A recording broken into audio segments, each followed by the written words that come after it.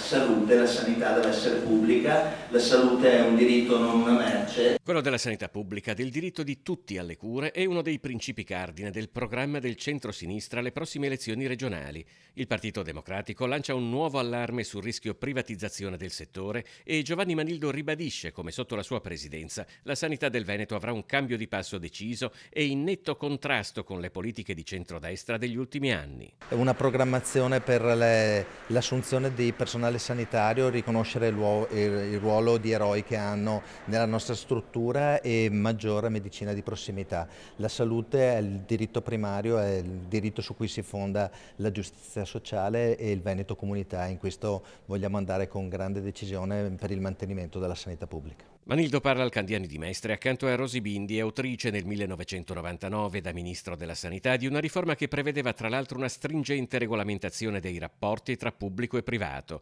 Oggi invece per la sanità pubblica in Italia si spende poco, dice Bindi, perché i termini da prendere in considerazione non sono le cifre in assoluto, ma in rapporto col PIL, con l'inflazione e col costo dei farmaci. Noi alla fine di questo triennio della legge di bilancio arriveremo alla percentuale in assoluto più bassa di tutti gli anni, sotto il 6%. Questo significa che qualcuno vuole rinunciare a questo sistema.